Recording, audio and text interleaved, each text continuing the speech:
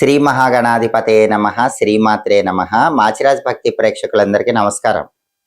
August నెలలో మేషాది ద్వాదశ రాశులకి మాస ఫలితాలు ఏ విధంగా ఉండబోతున్నాయో, నెల మొత్తం అదృష్టం కలిసి రావాలంటే ఏ పరిహారాలు చేసుకోవాలో, ఆగస్టు నెలలో ద్వాదశ రాశుల వాళ్ళకి అనుకూలించే తేదీలేంటో, వ్యతిరేకించే తేదీలేంటో, ద్వాదశ రాశుల వాళ్ళకి మాస ఫలితాలు ఆగస్టు నెలలో ఎలా ఉండబోతున్నాయో ఈ వీడియోలో మనం తెలుసుకుందాం.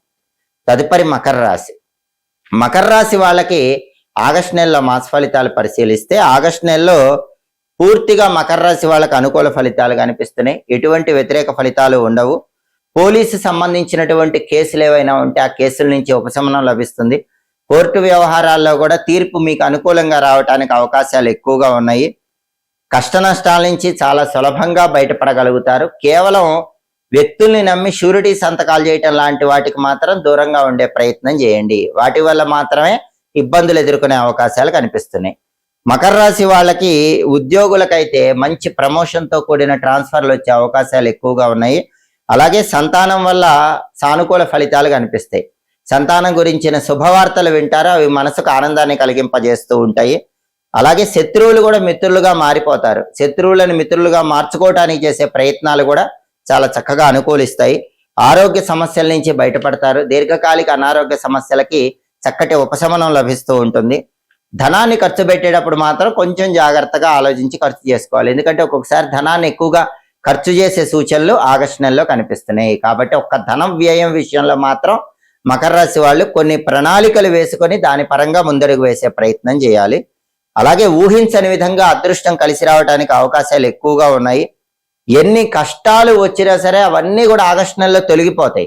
కష్టాలన్నీ కూడా మబ్బులు వీడిపోయినట్లు వీడిపోతాయి. దానివల్ల ఒక్కసారిగా మనోధైర్యంతో ఆత్మవిశ్వాసంతో ముందడుగు వేసి అద్భుతమైన విజయాలు సాధించగలుగుతారు.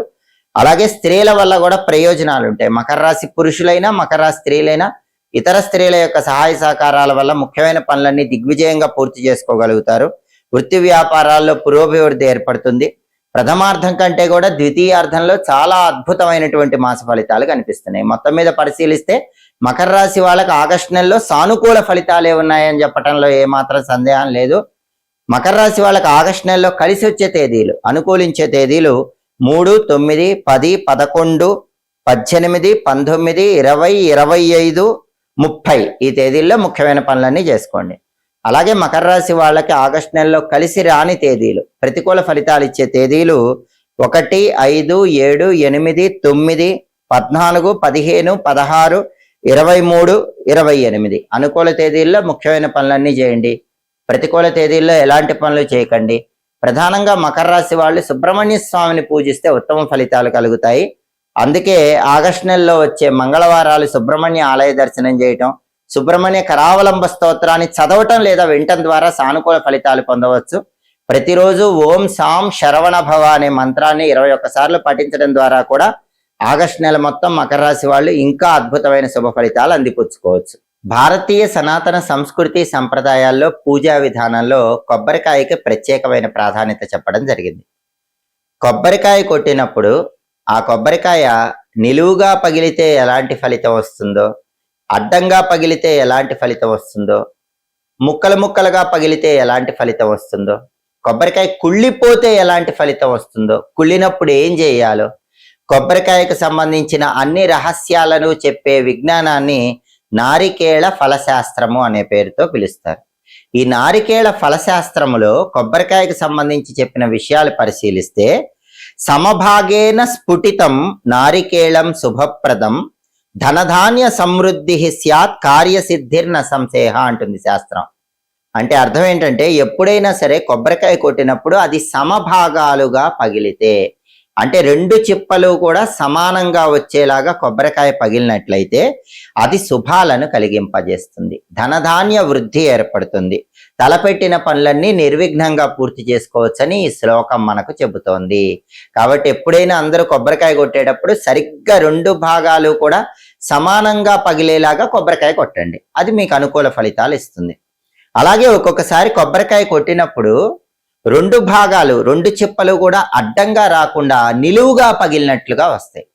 కొబ్బరికాయ నిలువుగా పగిలితే ఫలితం ఎలా ఉంటుందో నారికేళ ఫలశాస్త్రంలో ఏం చెప్పారంటే ఊర్ధ్వరేఖాయుతం చేత్ స్యాత్ పుత్రలాభం వినిర్తిసేత్ వంశవృద్ధి భవేత్ తత్ర దేవతానుగ్రహం తథా అంటుంది శాస్త్రం. అంటే ఎప్పుడైనా కొబ్బరికాయ కొట్టినప్పుడు అది నిలువుగా పగిలితే దాన్ని ఊర్ధ్వరేఖ అనే పేరుతో పిలుస్తారు. కొబ్బరికాయ ఊర్ధ్వరేఖలాగా పగిలింది అంటారు. అటువంటప్పుడు అది వంశాభివృద్ధికి సంకేతము. అంటే కొబ్బరికాయ నిలువుగా పగలటం మంచిదే, తరతరాలుగా వంశము ఉద్ధరింపబడుతుంది, పుత్ర సంతాన ప్రాప్తి యోగము చేకూరుతుంది. వంశంలో మగ సంతానం అనేది ఉండటానికి కొబ్బరికాయ నిలువుగా పగలటం అనేది సహకరిస్తుందని నారికేళ ఫలశాస్త్రం చెప్తోంది. కాబట్టి నిలువుగా పగలటం మంచిదే. దేవతానుగ్రహం తొందరగా లభించడానికి కూడా నిలువుగా పగలటం అనేది అద్భుతంగా సహకరిస్తుంది. ఆ తర్వాత ఒక్కొక్కసారి కొబ్బరికాయ కొట్టినప్పుడు ఒక ముక్క పెద్దదిగా, ఒక ముక్క చిన్నదిగా అలా కూడా పగులుతూ ఉంటుంది. అలాగే ఒక్కొక్కసారి 2-3 ముక్కలు వచ్చేటట్లుగా కూడా కొబ్బరికాయ పగులుతూ ఉంటుంది. అలా పగిలితే దాన్ని బహుదా స్ఫుటితం అనే పేరుతో పిలుస్తారని నారికేళ ఫలశాస్త్రం చెప్తోంది. ఈ బహుదా స్ఫుటితం వల్ల ఏం జరుగుతుందంటే, బహుదా స్ఫుటితం చైవ మనోవ్యాధిం ప్రయచ్చతి శాంతిం కుర్యాత్ ప్రయత్నేన విఘ్న నివారణాయచ అంటుంది శాస్త్రం. అంటే కొబ్బరికాయ ఎప్పుడైనా సరే ముక్కలు ముక్కలుగా పగిలితే, 2 లేదా 3 ముక్కలు, ఒకటి పెద్దది ఒకటి చిన్నది అట్లా పగులుతూ వచ్చిన, ఒక 3 ముక్కలు అట్లా పగులుతూ వచ్చిన, అటువంటప్పుడు అది కొంత మానసిక అశాంతిని సూచిస్తుందని ఈ శ్లోకం చెప్తుంది. పనుల్లో కూడా విఘ్నాలు కలిగింపజేస్తుందని ఈ శ్లోకం చెప్తుంది. అలాంటప్పుడు ఏం చేయాలి? మళ్ళీ ఇంకొక కొబ్బరికాయ తీసుకొని చక్కగా 2 భాగాల్లాగా పగిలేటట్లుగా కొట్టాలి.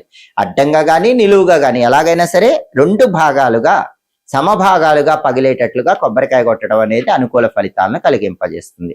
అలాగే నారికేళ ఫల విజ్ఞానంలో ఇంకా కొబ్బరికాయ గురించి ఏం చెప్పారంటే, ఒక్కొక్కసారి కొబ్బరికాయ కొట్టినప్పుడు లోపల కుళ్ళిపోయి ఉంటుంది. దాన్ని దూషిత ఫలము అనే పేరుతో పిలుస్తారు. ఎప్పుడైనా ఒక కొబ్బరికాయ కొట్టినప్పుడు లోపల కుళ్ళిపోతే ఆ కుళ్ళిపోయిన కొబ్బరికాయని దూషిత ఫలం అనే పేరుతో పిలుస్తారని నారికేళ ఫలశాస్త్రం చెప్తుంది. ఈ దూషిత ఫలం గురించి శాస్త్రంలో చెప్పిన శ్లోకం ఏంటంటే, దూషితం నారికేళం చేత్ దోషం తత్ర నవిద్యతే క్షాళయిత్వా పునర్దద్యాత్ సర్వదురిత శాంతయే అంటుంది శాస్త్రం.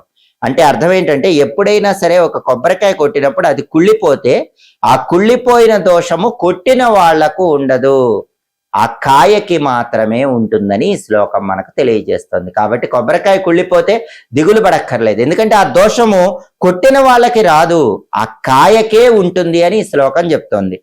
అప్పుడు ఏం చేయాలంటే, ఇంకొక కొబ్బరికాయ తెచ్చి ఆ కొబ్బరికాయ కొట్టి ఆ తర్వాత దైవానికి సమర్పించాలి అని ఈ శ్లోకం చెప్తోంది. కుళ్ళిన కొబ్బరికాయ వస్తే చాలా మంచిది, దృష్టి దోషం కూడా తొలగిపోతుందని ఈ శ్లోకం చెప్తోంది.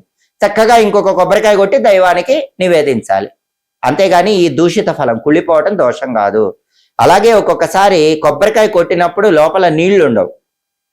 నీళ్లు లేని కొబ్బరికాయ కొడితే మాత్రం కొద్దిగా ఇబ్బందికర పరిస్థితులు ఎదురవుతాయి. నీళ్లు లేని కొబ్బరికాయ ఎప్పుడు కూడా పూజల్లో కొట్టకూడదు. నీళ్లు లేని కొబ్బరికాయ, ఎండిపోయిన కొబ్బరికాయను కురిడీకాయ అనే పేరుతో పిలుస్తారు. దీన్ని హోమాల్లో పూర్ణాహుతిలో వినియోగిస్తారు. అయితే శాస్త్రం ఏం చెప్తుందంటే, మనం తెలియక కొడితే దోషం లేదు. అంటే మనం కొబ్బరికాయ కొట్టినప్పుడు అందులో నీళ్లు లేవు అనుకోండి, మనకు దోషమేం అంటదు. మనకి తెలిసి కూడా ఎండిపోయిందేమో అన్న అనుమానం ఉన్నప్పుడు కొడితేనే దోషం వస్తుందని నారికేళ ఫలశాస్త్రం చెప్తుంది. కాబట్టి కొబ్బరికాయ ఎండిపోయిందని ఏమాత్రం అనుమానం ఉన్నా కొట్టకండి, అప్పుడు మీకు ఎలాంటి దోషము ఉండదు. ఒకవేళ మీకు తెలియకుండా ఎండిపోయిన కొబ్బరికాయ కొట్టినా దోషం ఉండదు. మళ్ళీ ఇంకొక కొబ్బరికాయ కొడితే దైవం సంపూర్ణమైన అనుగ్రహం కలుగుతుంది. అలాగే కొబ్బరికాయ కొట్టే సమయంలో ఒక్కొక్కసారి ఆ కొబ్బరి నీళ్ళు వచ్చి చిమ్మి మన మీద పడుతూ ఉంటాయి. అలా పడటం అనేది ధనయోగానికి సంకేతం అని కూడా నారికేళ ఫల విజ్ఞానం చెప్తోంది. మనం కొబ్బరికాయ కొట్టగానే నీళ్ళన్నీ కూడా ఒక గిన్నెలో కానీ గ్లాసులో కానీ పోస్తాం, కానీ కొట్టేటప్పుడు ఒక్కొక్కసారి ఆ నీళ్లు చిమ్మి మన మీద పడతాయి. అలా నీళ్లు చిమ్మి మన మీద పట్టడం కూడా మంచిదే, ధనయోగాన్ని కలిగింపజేస్తుందని శాస్త్రం చెప్తోంది. అలాగే ఎప్పుడైనా కొబ్బరికాయ కొట్టినప్పుడు ఒకటి బాగా చిన్న ముక్క ఇంకొకటి బాగా పెద్ద ముక్కలాగా పగిలితే మాత్రం మనస్సులో కోరికలు నెరవేరటానికి కొంత సమయం పడుతుందని శాస్త్రం చెప్తుంది. అందుకే సాధ్యమైనంత వరకు 2 ముక్కలు సమానంగా పగిలేలా కొబ్బరికాయ కొట్టాలి. కొబ్బరికాయ మధ్యలో పువ్వు రావటం అనేది ఆకస్మిక అదృష్టానికి సంకేతమని నారికేళ ఫల విజ్ఞానం చెప్తోంది. ఆకస్మిక ధనలాభానికి అది సంకేతం. అందుకే ఎప్పుడైనా సరే పూజల్లో కానీ ఇతర శుభ కార్యక్రమాల్లో కానీ కొబ్బరికాయ కొట్టినప్పుడు కొట్టిన వెంటనే, అది పగిలిన వెంటనే మధ్యలో మీకు పువ్వు కనిపిస్తే మాత్రం అనుకోకుండా హఠాత్తుగా త్వరలో మీకు ధనం రాబోతోందని అర్థము. ఆకస్మిక ధన ఆగమనానికి, ఆకస్మిక అదృష్టానికి కొబ్బరికాయ కొట్టినప్పుడు మధ్యలో పువ్వు రావటం సంకేతం అని నారికేళ ఫల విజ్ఞానం తెలియజేస్తోంది. ఇలా కొబ్బరికాయను ప్రత్యేకమైన విధి విధానాలతో పూజల్లో ఉపయోగించండి. సమస్త శుభ ఫలితాలను సిద్ధింపజేసుకోండి. ఎప్పటికప్పుడు జ్యోతిష శాస్త్ర పరంగా దినఫలాలు, మాస ఫలాలు, గ్రహాల సంచారంలో వచ్చే మార్పులను బట్టి ఫలితాలు తెలుసుకోవాలనుకుంటున్నారా? గ్రహాల సంచారంలో వచ్చే మార్పులను బట్టి ఫలితాలతో పాటు పరిహారాలు కూడా తెలుసుకోవాలనుకుంటున్నారా? అయితే మా మాచిరాజు భక్తి ఛానల్ తప్పకుండా చూడండి. మా వీడియోస్ మీకు నచ్చినట్లయితే మా ఛానల్ లైక్ చేయండి, కామెంట్ చేయండి. మా ఛానల్ వీడియోస్ 10 మంది మిత్రులకు షేర్ చేయండి. మా ఛానల్ సబ్స్క్రైబ్ చేసుకోండి. పక్కనున్న బెల్ సింబల్ నొక్కటం మాత్రం మర్చిపోకండి. సర్వే జనాః సుఖినో భవంతు. స్వస్తి.